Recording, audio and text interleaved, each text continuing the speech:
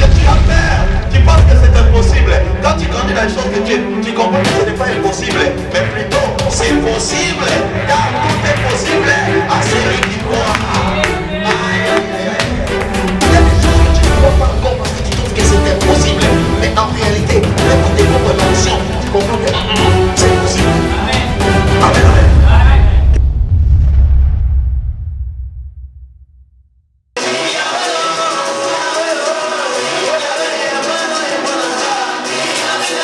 Nous fortifie ce matin. Nous croyons que cette église est une très grande église, Seigneur, qui sera jusque dans le monde entier pour la gloire de ton nom. Voilà pourquoi nous te bénissons, nous t'exaltons pour ta parole que tu as mis en moi. Utilise-moi comme un simple instrument pour la gloire de ton nom. Nous avons ainsi prié. Amen. Amen. Acclame le Seigneur. Acclame vraiment le Seigneur.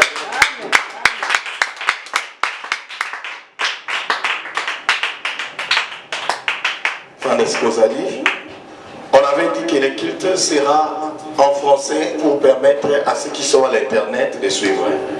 Amen. Amen. Je crois que prochainement on aura besoin de faire travailler les interprètes. Parce qu'il y a des gens qui ont dit, bon, nous on est francophone, on voudrait que le culte, si vous parlez en lingala, on n'écoute pas. Voilà pourquoi on était obligé de mettre le culte en français. Amen.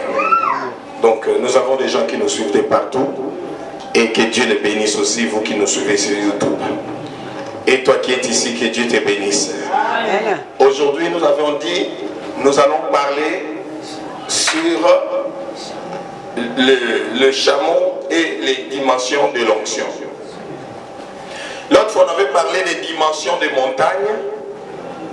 Dans notre séminaire, on avait dit qu'il y a des montagnes qui sont un peu profondes. Il y a des montagnes qui sont profondes.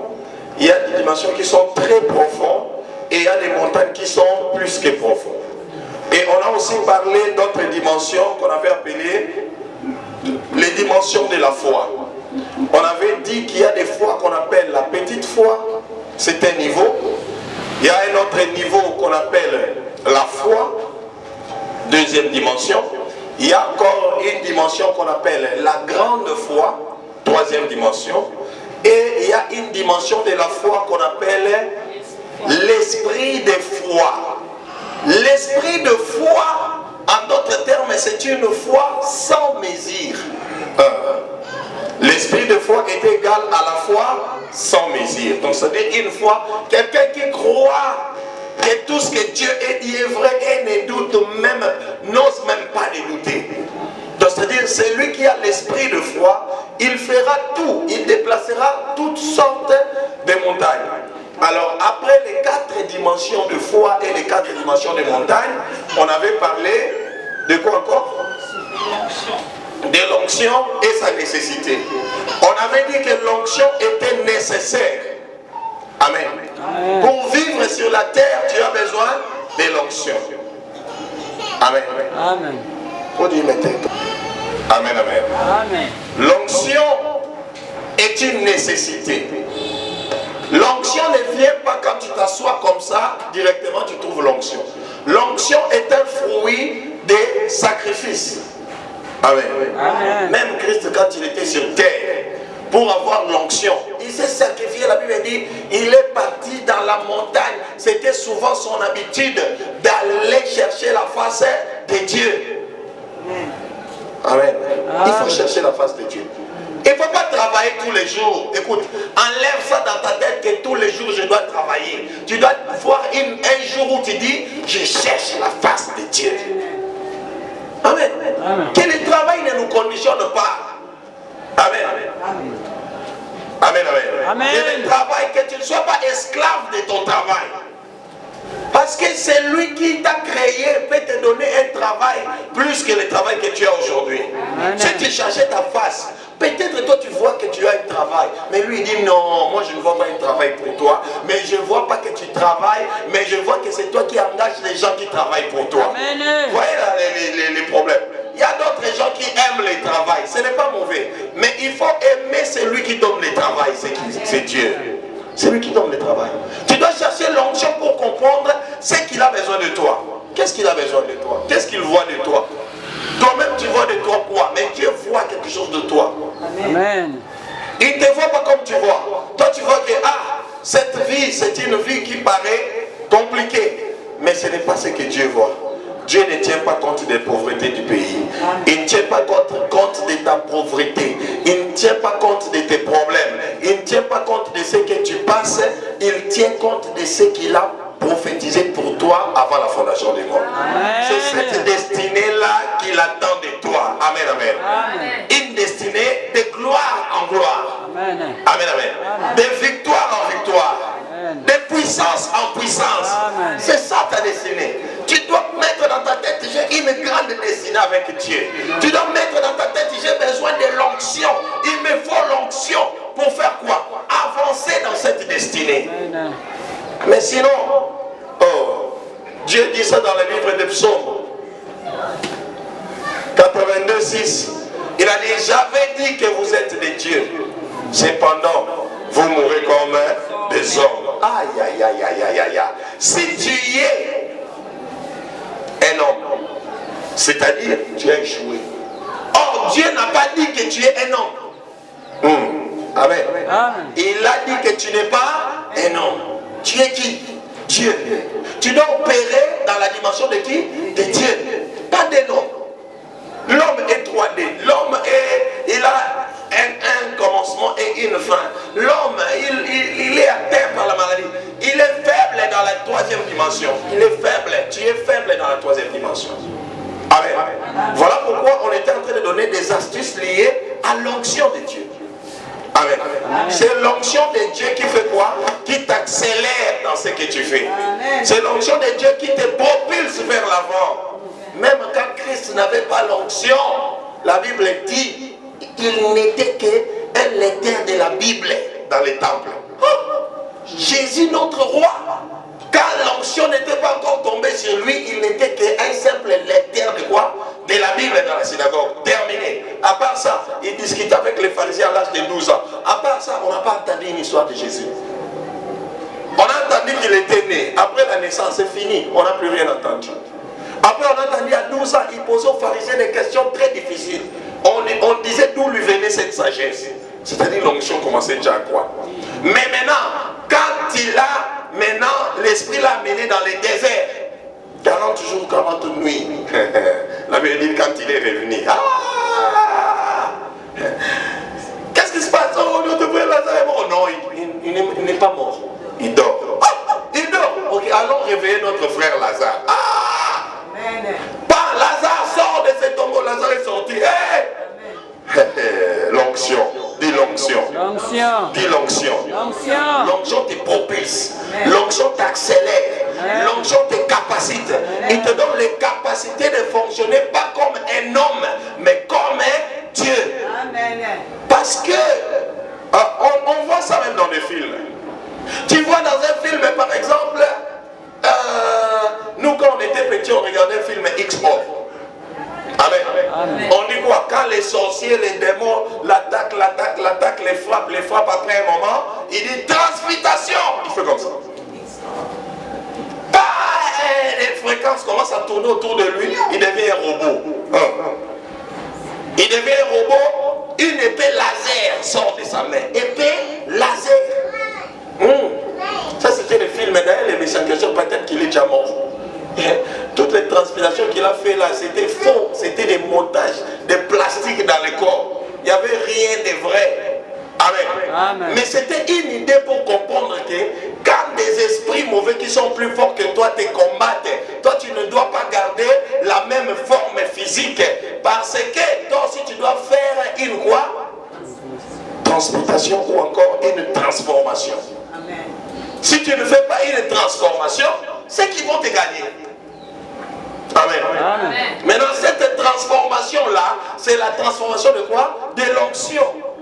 Voilà pourquoi on avait lu dans les livres de Galates 3, 27, la Bible a dit là-bas, ceux qui ont...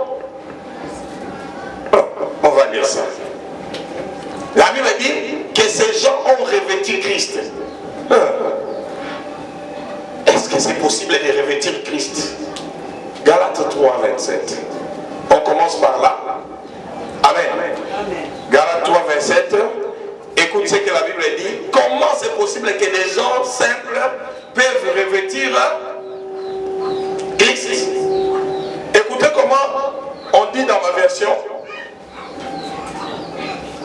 On peut lire ensemble si vous avez trouvé.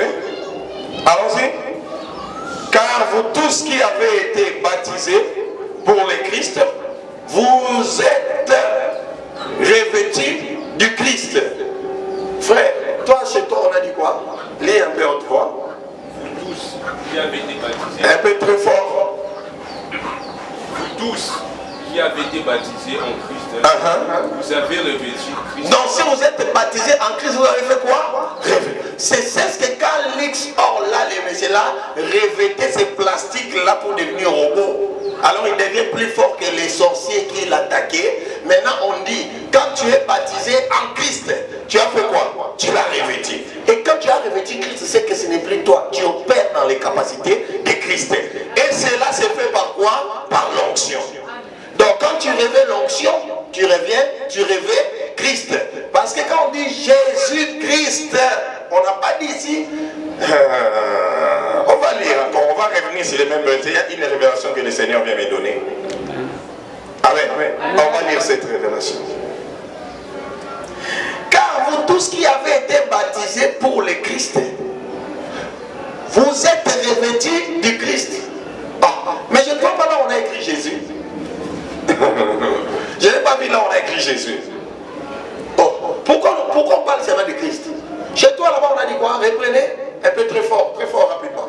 Vous tous qui avez été baptisés en Christ, vous avez revêtu Christ. Mais je n'ai pas vu là où on a écrit Jésus. Pourquoi on ne parle pas de Jésus ici? On ne parle pas de Jésus, mais on parle de qui?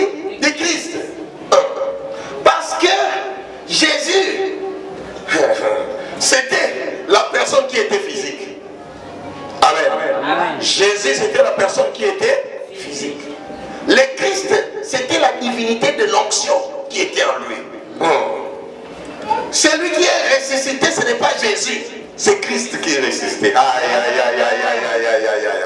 Voilà pourquoi à la croix, il y avait deux Jésus à la croix. Amen. C'est pas pour cette église, hein, des choses que j'ai dit ici. C'est pour l'église du Canada. À la croix, il y avait des Jésus. Avant qu'on les mette à la croix, il y avait des gens que Pilate a demandé qu'on libère. Amen. C'était deux personnes. C'était qui et qui? Barnabas. Barnabas et qui? Barabbas et qui? C'est pas Barnabas, c'est Barabbas. Barabbas et Jésus. Barabbas et qui? Jésus. Deux personnes à libérer. Or, Jésus, Christ, représentait Jésus qui est loin. Ok? Barabbas, ce sont des mots hébreux. Bar, à chaque fois qu'on parle de bar, ça veut dire fils. Bar veut dire quoi? Fils. Bartimée, fils de qui? De Timée. Maintenant quand on dit Barabbas, Bar veut dire fils, Abba veut dire père. Barabbas veut dire fils du père. Jésus aussi était fils du père. Maintenant Pilate dit on doit libérer un fils du père. Maintenant dans les deux fils du père qui étaient là, Barabbas et Jésus, qui étaient aussi les fils du père, donc il y avait deux fils du père qui étaient là. Mais les gens ont supplié Pilate de libérer Barabbas. Pourquoi? Parce qu'ils savaient que si Barabbas passe par la croix, il ne va pas ressusciter. Mais ils savaient celui-ci. Il disait déjà quoi? Il disait déjà quoi? Jésus disait déjà quoi? Détruisez ce temple. Je ferai quoi? Je le construirai dans 3 jours. Ok. Lui, il a dit que même si on peut le tuer, qu'on détruit son corps, dans 3 jours, il va ressusciter. Ok.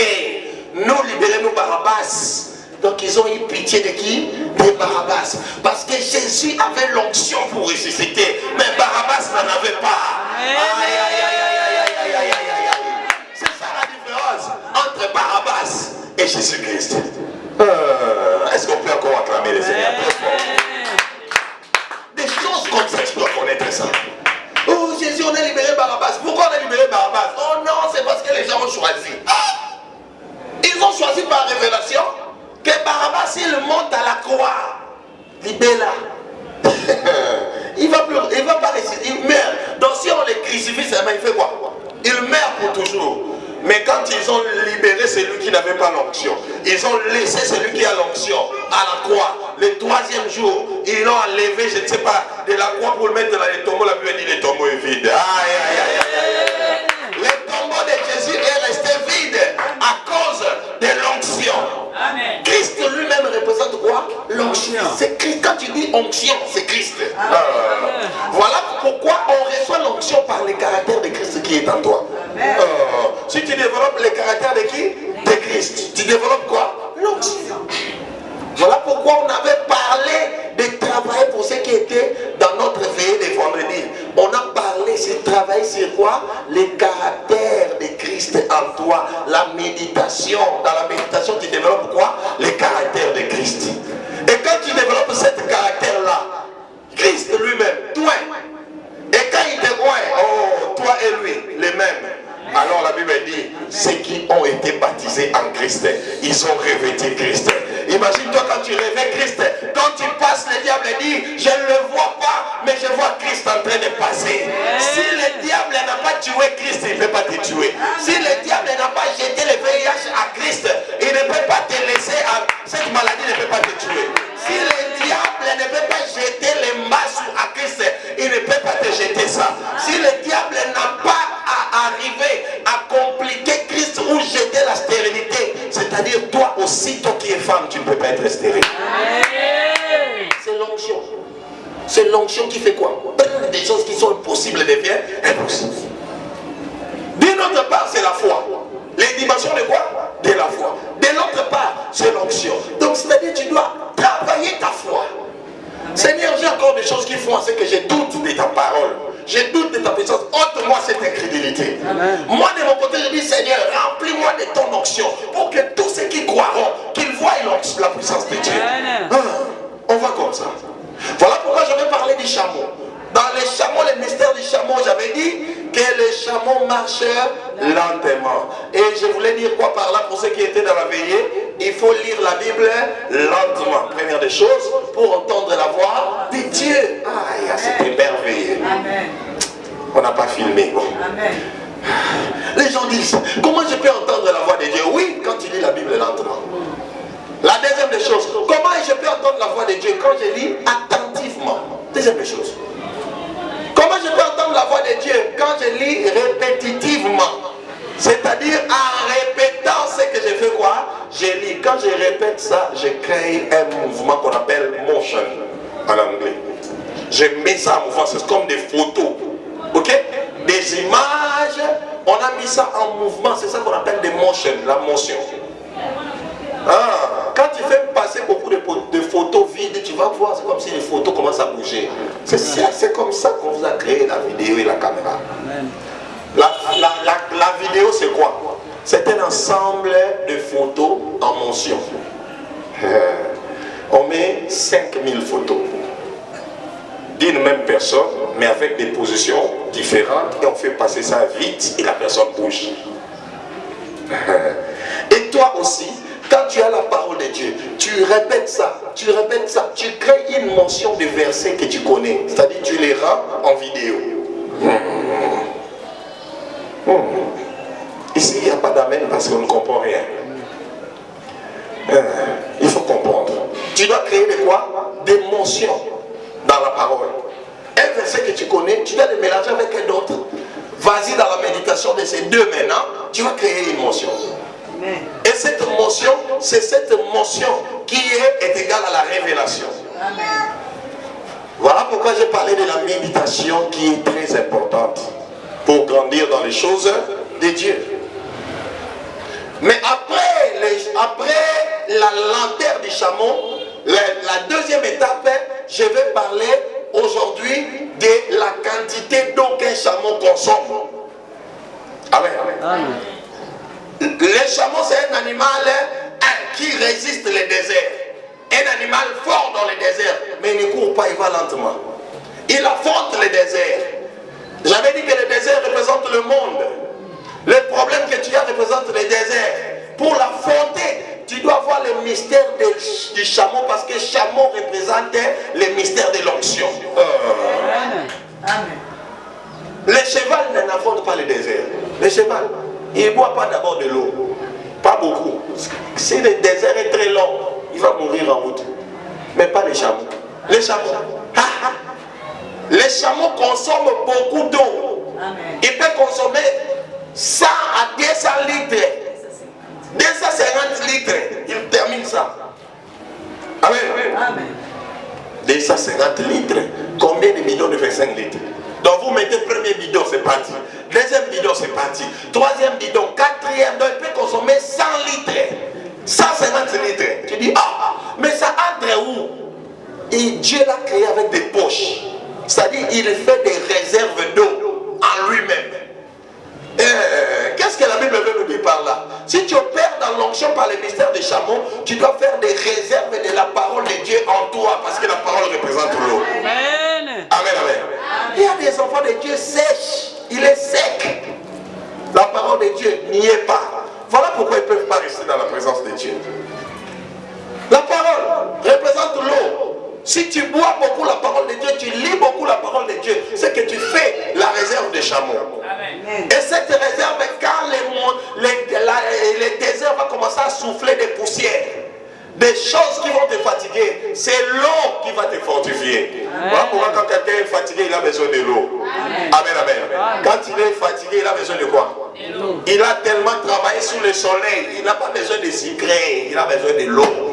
Même s'il boit les sucrés, il va chercher de l'eau. Parce que les sucrés ne peuvent pas remplacer l'eau. Amen. Amen. L'eau est unique parce que l'eau est spirituelle, c'est Dieu qui l'a créée. Le mystère de l'eau. J'avais parlé de ça dans la semaine. Le mystère de l'eau, du sel et de l'huile. Maintenant, l'eau de l'esprit, c'est la parole. Ça. Cette parole de Dieu est quoi? L'eau de l'esprit. Quand tu lis ça souvent, tu répètes ça. C'est-à-dire, tu es comme les chameaux. Parce que tu fais des réserves. Quelqu'un peut dire amen très fort. Amen. Encore amen très très fort. Acclame le Seigneur, acclame le Seigneur. Amen, amen. Donc il faut aimer la parole de Dieu. N'attends pas les dimanches pour écouter la parole. Lis la parole tous les jours de ta vie et fais de la parole le sujet de la méditation. Là, tu es comme les chameaux. Les chameaux. Les chameaux. Les chameaux. Maintenant, parce que les chameaux boivent beaucoup d'eau, les chameaux est caractérisé par... Il est caractérisé par deux montagnes. Dans son dos, ça fait comme ça. Deux montagnes. Aïe, aïe, aïe, aïe, aïe, aïe. Mais Dieu n'est pas bête. Dieu n'a pas mis les montagnes en vain. Les deux montagnes ou les deux postures du chameau est très spirituel. C'est ça ce qu'on va parler ce matin. Les deux montagnes du chameau représentent l'Ancien Testament et le Nouveau Testament. Aïe, aïe, aïe, aïe, aïe, aïe, aïe, aïe, aïe. Tu n'as même pas acclamé parce que tu ne comprends pas. Acclame le Seigneur. Ne rêvez pas. Ne rêvez pas. Les deux montagnes du chameau représentent l'Ancien Testament et le Nouveau Testament. Si tu es un vrai enfant de Dieu, un fils de Dieu, tu dois aimer la parole de Dieu du début à la fin. Il y a des gens qui disent, oh non, l'Ancien Testament, on ne peut pas lire, ça c'est pour les anciens, il faut lire le Nouveau Testament. La Bible dit l'Ancien Testament est l'ombre des choses à venir. C'est-à-dire, quand tu as l'Ancien Testament et le Nouveau Testament, tu les combines, tu comprends la révélation des choses de Dieu. Acclame fortement le Seigneur. Aime la parole de Dieu. L'Ancien et le quoi? Et le Nouveau. Voilà pourquoi tu as dit deux postures sur le chameau. Premier et deuxième. L'Ancien et le Nouveau. Tu es un vrai chrétien.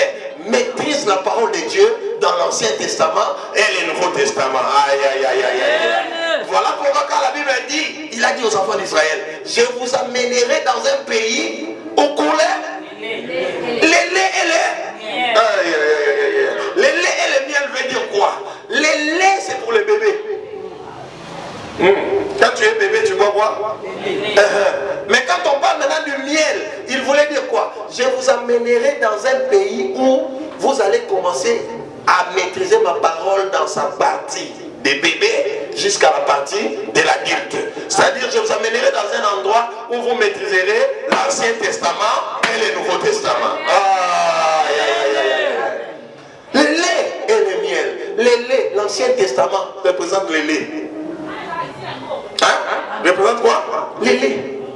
Mais le miel, c'est le Nouveau Testament.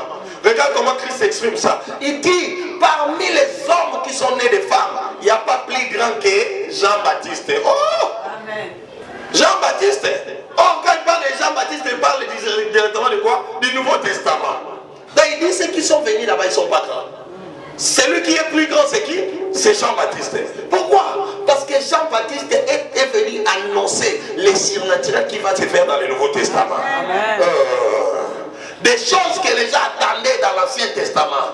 C'est ça des choses que Christ est venu faire dans le Nouveau Testament. Ce n'est pas pour lui, c'est pour toi aussi. Amen. Cela se fera par l'onction.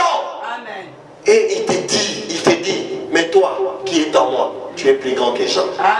C'est-à-dire quand tu connais Christ, tu es plus grand que Jean. Quand tu connais Christ, tu es plus grand que Moïse. Quand tu connais Christ, tu es plus grand qu'Élie. Élie a fait descendre le feu. Mais Jésus dit, toi en moi, tu es plus qu'Élie. Mais quand tu ne comprends pas que tu es plus qu'Élie, alors tu perds ton temps. Maintenant tu vois, oh, Élie a fait descendre le feu. Donc c'est que moi en Christ je suis dangereux. En plus Christ me dit, ceux qui ont été baptisés, Galates 3, 27 me dit, ceux qui ont été baptisés en Christ, ils ont fait quoi? Ils ont revêtu. Donc en plus j'ai revêtu qui? J'ai revêtu Christ, j'ai revêtu l'onction, j'ai revêtu Dieu. Je ne peux pas échouer dans ma vie. Jamais. Donc quand tu parles d'échec, toi tu m'énerves. Amen. Quand tu parles de quoi? Tu fais quoi? Tu m'énerves parce que tu ne connais pas. Voilà pourquoi nous, on est encore une église qui est petite. Amen. On a déjà une caméra. On filme déjà. Va sur YouTube, tu nous feras. Parce que je me dis que l'église ne se limite pas ici. Cette église est internationale. Cette église est mondiale. D'ailleurs, bientôt, cherchez-moi les drapeaux de tous les pays. Le diable a peur de ces choses. Il voit la destinée de cet homme de Dieu. Le royaume d'Abisso, ils ont un problème. Quand il me voit, il dit le royaume d'Abisso, ils ont un problème avec cet homme de Dieu. Bientôt, on va me critiquer. Ne vous en faites pas. Bientôt, on va commencer à me critiquer aussi. Bientôt. Bientôt, on va commencer à faire quoi? À me critiquer. Mais c'est tout simplement parce que je connais les épignosis. Je connais quoi? La vraie connaissance. La vraie connaissance, c'est la connaissance de qui? De Christ. Amen. Voilà pourquoi on a dit ceux qui sont, on n'a pas dit ceux qui sont baptisés en Jésus. On a dit ceux qui sont baptisés en Christ. Parce que Jésus représentait celui qui a pris la chair. Le Christ représentait loin celui qui est capable de se ressusciter par lui-même étant Dieu. Voilà pourquoi l'onction représente Christ. Tu veux avoir l'onction, ayez le caractère de qui? De Christ. Le caractère de Christ se travaille par quoi? Par la méditation pour avoir l'onction. Amen. Amen, amen. La quoi? La méditation fait graver ton corps, le bas, c'est malanga. Dis après moi, mon corps a la capacité d'enregistrer tout sauf rien. C'est-à-dire au lieu d'enregistrer des bêtises dans ton corps, enregistrer la parole de Dieu. Que ton esprit enregistre quoi? La parole. Comment le corps et l'esprit enregistrent la parole? Par la méditation. Par la répétition. Répète un verset longtemps. Ce verset va devenir vivant en toi. Le verset va quitter le verset, devient esprit. Quel esprit? Le Saint-Esprit. Qui est ce Saint-Esprit? C'est Jésus. Qui est ce Jésus? C'est l'onction. En qui? En moi. Voilà pourquoi on avait dit les deux montagnes, c'est l'Ancien Testament et le Nouveau Testament dans les chameaux. Si tu comprends les chameaux, tu comprends la vie d'un chrétien. Tu ne dois pas manquer l'onction. Amen, amen. Les deux montagnes, qu'est-ce qu'il y a dedans? Qu'est-ce qu'il y a dans des postures là du chameau? Dedans, il y a la graisse. Donc comme c'est gonflé là, à l'intérieur il y a quoi? La graisse. On va lire là-bas Isaïe 10, 27. On va voir qu'est-ce que la Grèce fait. Barouche Kato Sabradé. Isaïe 10, 27. Je veux que tu lises avec moi à haute voix. Sois vite, sois rapide Ok, je lis d'abord dans ma version parce qu'on n'a pas la même version. Ma Bible dit ceci. En ce jour-là, il ôtera de ton épaule les fardeaux qu'il va t'imposer. Et il enlèvera les jours qu'il aura placés sur ta nuque. Ce jour sera brisé pour laisser place à la prospérité. Je veux que vous lisiez dans votre version. Allez-y. En ces jours, son fardeau sera ôté et dessus. Ton épaule et son joug ici, ton cou. Ne sois pas distrait. Allez-y. C'est fini. Reprenez très fort. Allons-y. En ces jours, son fardeau sera ôté. de ton épaule et son joug dessus de ton cou. La graisse fera éclater. Or, les joues. Or, chez les chameaux, il y a des montagnes, on avait dit, à l'intérieur, il y a quoi? La graisse. La graisse là est venue de quoi? De sa capacité de prendre beaucoup d'eau. En prenant beaucoup d'eau, Dieu a fait que les chameaux ne manquent pas de graisse. Et ces graisses-là, c'est ça le mystère de l'onction. Et la Bible dit ici, la graisse va faire quoi? Éclater les jours. Ok. On voulait tout simplement dire, hein, quand tu es dans les choses de Dieu et que tu as l'onction, c'est l'onction qui va éclater les jours. C'est l'onction qui va ôter tes problèmes. C'est l'onction qui va te donner la solution. C'est l'onction qui va te donner la paix. C'est l'onction qui va te donner la puissance. Acclame fortement les seigneurs. La graisse éclatera les jours. Les jours, c'est quoi? Des choses qu'on a mis sur toi. Écoute comment on a dit ça chez moi. Et il enlèvera les jours qu'il aura placés sur ta nuque. Des choses qu'on t'a liées. La Bible dit ici, la graisse va l'enlever. Quelle est cette graisse? C'est l'onction. Dis en anglais, anointing. Dis plus fort, anointing. L'onction, on en a besoin. Donc les chameaux, ils prennent beaucoup d'eau. Cela montre qu'un enfant de Dieu, soudé, formé, il doit beaucoup lire la parole de Dieu. Amen. Avaler. Voilà pourquoi quand tu as appelé Ézéchiel, dans Ézéchiel 3, il lui a dit, avale ces rouleaux. Aïe, aïe, aïe, aïe, j'aime ça. Il dit à Ézéchiel quoi? Avale ces rouleaux. On va lire ça. Ézéchiel, allez, trouvez-moi ça vite. Ézéchiel 3, 1. Si tu trouves ça, on va déjà. J'aime quand vous lisez ensemble. Ézéchiel 3, on va découvrir quelque chose. Et on va voir quand Ézéchiel a avalé les rouleaux. Qu'est-ce qui s'est fait pendant que Ézéchiel avalait les rouleaux? Qui a trouvé? Serge a trouvé. Ok, allez, on va commencer déjà. Allez-y. Il me dit, fils de l'homme, mange ce que tu trouves. Alors, allez-y. mange ses rouleaux et va parler à la maison d'Israël. Donc, c'est-à-dire, pour prophétiser, il faut avaler la parole de Dieu. Amen. C'est cette parole de Dieu qui va sortir comme de l'eau. Ça devient la prophétie. Donc, c'est pour ça qu'il faut faire attention si tu trouves un prophète qui ne connaît pas la parole de Dieu. Oh non, prophète. Il faut vérifier l'animation de l'eau. L'animation de la parole. Dieu a dit à Ézéchiel quoi?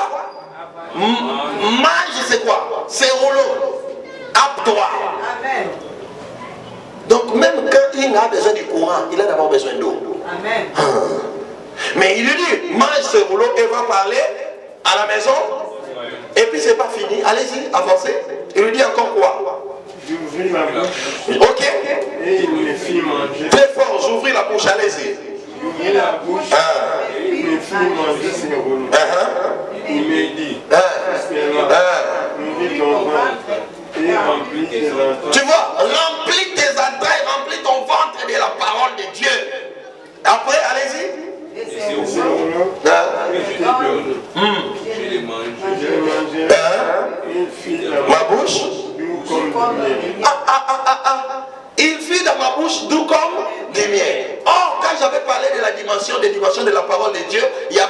dimension qu'on appelait les... Aïe, aïe, aïe, aïe, aïe, aïe. C'était la 4e dimension. La 4e. Va sur YouTube, va sur notre YouTube. Tape les dimensions de la parole de Dieu. Serge Power 28. Tape. D'ailleurs, je pense que je dois changer le nom du site. Ça doit devenir AGC, Église AGC. Amen. Je ne sais pas. Tape, tu verras. Apprends. La 4e dimension de la parole, on appelle ça le miel. La première dimension, on appelle ça le lait. Je vous amènerai dans un pays où coule le lait et le miel. Je vous amènerai dans un pays où vous apprendrez ma parole à la de la première dimension à la 4e dimension. Et Ézéchiel a dit, j'ai écouté cette parole, avalé ça, lit ça. Et la parole de Dieu est devenue quoi? Du miel dans mon esprit. C'est-à-dire quoi? Il avait tellement le goût de cette parole, il ne pouvait pas laisser ça. Il a continué à méditer sur la parole. La parole de Dieu s'est transformée en prophétie en lui. Amen. Amen, amen. Alors les chameaux aussi, là, les 2 montagnes qui représentaient des graisses à l'intérieur, qui représentent l'Ancien et le Nouveau Testament. Si tu es un bon enfant de Dieu, lis l'Ancien Testament, lis le Nouveau Testament. Amen. Amen. Amen. Tu peux dire Amen très fort. Amen. Tu peux encore acclamer le Seigneur. Lis, répète. Amen, amen. Amen. Voyez? Oh non, je veux être un fils de Dieu. Je veux servir l'Éternel. Est-ce que tu as les mystères, tu as le caractère du chameau? Tu peux dire que tu as l'onction.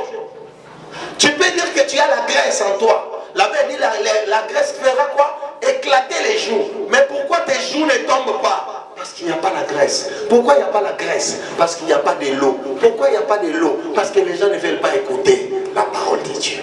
Amen. Mais à la canaoté dans Comonaïs. Mais ça ne fait pas ton cas au nom de Jésus. Amen. Alors dans les mêmes livres d'Ézéchiel, je vais donner les 4 dimensions de l'onction, de la même façon que j'avais donné les 4 dimensions de la parole, les 4 dimensions de la foi, les 4 dimensions des montagnes. On est en train d'avancer. Je vais aussi donner les 4, j'avais pour ceux qui étaient sur la veillée, j'avais donné aussi les 4 dimensions des prophéties ou encore des visions. On s'est arrêté sur la dimension Azo ou Aza. Amen. Amen. On s'est arrêté sur la dimension Azo. Le vendredi prochain, on va terminer ça. La nuit seulement. Ça sera seulement pour les serviteurs. Tu es serviteur, tu viens terminer ça. Tu n'es pas serviteur. Ézéchiel 47. C'est par là que je donne les 4 dimensions de l'onction et on va terminer sur l'onction. Amen.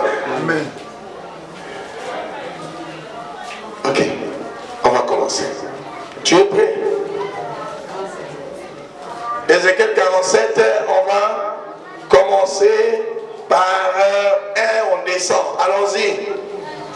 Moi, je lis dans ma version, parce qu'on n'a pas la même version. Ok, j'aime quand vous lisez dans votre version. Lisez d'abord dans votre version. Commencez par 3. Allons-y.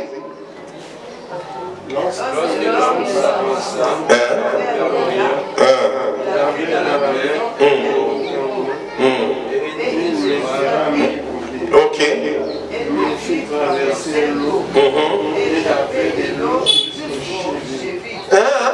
On peut s'arrêter d'abord là. Il me fit quoi? Ézéchiel est en train d'expérimenter les dimensions de l'onction. Amen. Dites Amen très fort. Amen. Il est en train d'expérimenter maintenant les dimensions. Il dit l'homme s'éloigna vers l'est. Un cordeau à la main, il mesura 1000 coudées en aval et me fit traverser l'eau. Mais si vous revenez, 47.1, la Bible dit, l'homme me ramena vers l'entrée du temple et j'ai vu que de l'eau jaillissait. Qu'est-ce que je viens de dire? L'onction est fonction de quoi? De l'eau. Le chameau, c'est un grand consommateur de l'eau. Mais Ézéchiel, pour devenir prophète, il dit, l'homme me fait traverser, je me ramena à l'entrée du temple, mais dans le temple, j'ai vu quoi? L'eau jaillissait. C'est comme ça que tu interprètes la parole de Dieu, quand tu as la révélation. Mais l'eau jaillissait du dessus du seuil du temple, du côté oriental, la façade du temple étant à l'est, et l'eau se s'écoulait du côté sud de l'édifice en passant au sud de l'autel. L'homme me fit sortir du temple par la porte nord et m'en fit tourner l'extérieur jusqu'à la porte extérieure orientale. J'ai vu l'eau sourdre du côté droit de cette porte. Donc Ézéchiel ne parle que de quoi ici? De l'eau. Oh, comment ce temple-là avait l'eau qui coulait du côté, quel côté? Droit. C'est profond. Donc c'est-à-dire, quand tu as la parole de Dieu en toi, tu as l'eau. Quand tu as l'eau en toi, c'est que tu dois avoir l'onction. Quand tu as l'onction en toi, la Bible dit l'onction brisera les jougs. Tes limites seront effacées. Tes problèmes tomberont. Il n'y aura pas de limitation dans ta vie parce qu'il n'y a aucune chose qui peut arrêter l'onction. Amen, amen. Acclame encore fort les Seigneur. Maintenant, pour comprendre ça, Ézéchiel ne se met pas là, il dit non, non, ce n'était pas fini là. Attends, on dit l'homme maintenant qu'il avait vu, il n'avait pas vu un homme en fait. C'était une vision. Il a vu un homme dans une vision, mais c'était un ange qui voulait l'enseigner les dimensions de l'onction. C'est ça, des fois quand tu dors, tu dis j'avais vu un homme. C'est comme si un homme. Mais parmi les hommes là, il y a les démons, mais il y a aussi les anges. Mais dans le cas d'Ézéchiel ici, c'était un ange qui veut l'enseigner l'onction. Maintenant, comment Ézéchiel a écrit? Comment il a déterminé ça? Il a dit, l'homme s'éloigna vers l'est. Un cordon à la main, il mesura 1000 coudées en aval et me fit traverser l'eau. Il m'a fait traverser l'eau. Et après, quand il m'a fait traverser l'eau, qu'est-ce qu'il a dit encore? Elle m'arrivait jusqu'au quoi? Elle m'arrivait jusqu'au quoi? Lisez, ne soyez pas lisez. Vous n'avez pas encore maîtrisé ça, lisez. Et elle m'arrivait aux chevilles. Donc, c'est-à-dire, parmi les dimensions de l'onction, la première dimension de l'onction, on appelle ça l'onction cheville. Cheville, c'est où? Montrez-moi. Mais c'est ça, non? Ici. Mais imagine-toi, cheville, hein? C'est-à-dire en bas. Donc si l'eau te touche aux chevilles, c'est-à-dire quand tu as accepté Jésus, tu es encore au début, tu es encore à la dimension qu'on appelle cheville. Mais avant la dimension cheville, on parle de la plage. Amen. Amen. Plage, quand tu es à la plage, l'eau se trouve où? Aux chevilles, non? Tu entres un peu. L'eau va faire ici, à la cheville. C'est une dimension de l'onction. Il y a beaucoup d'enfants de Dieu qui sont encore au niveau cheville. Je vais expliquer comment connaître les niveaux cheville. Comment connaître que je suis dans un niveau de l'onction cheville. Qu'est-ce que la Bible dit? 3. L'homme s'éloigna vers l'est, un cordon à la main, il mesura 1000 coudées en aval et me fit traverser l'eau.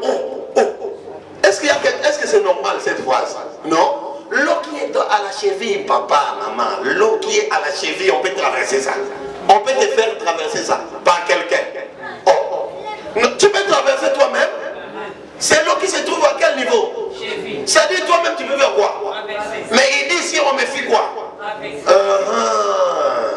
Ce qui veut dire qu'à la dimension cheville ici, tu représentes un enfant qui a peur de tout. Quand la pluie, ok, quand il pleut, ici, il y a de l'eau. Toi étant qu'adulte, quand tu passes, tu dis ça me touche où? À la cheville, c'est-à-dire tu peux traverser. Pas un enfant, pas Joshua.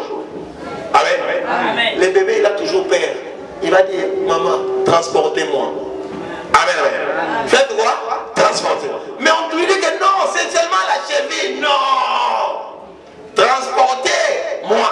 Et Ézéchiel ici, il fit transporter. Amen. Pour traverser l'eau cheville. Qui sont dans cet état? Ce sont des enfants de Dieu. Qui n'aiment pas grandir dans les choses de Dieu. Ils sont dans la dimension cheville. Même des choses faciles qu'on fasse pour eux. Et si tu peux faire ça toi-même, non, faites-moi traverser. Oh,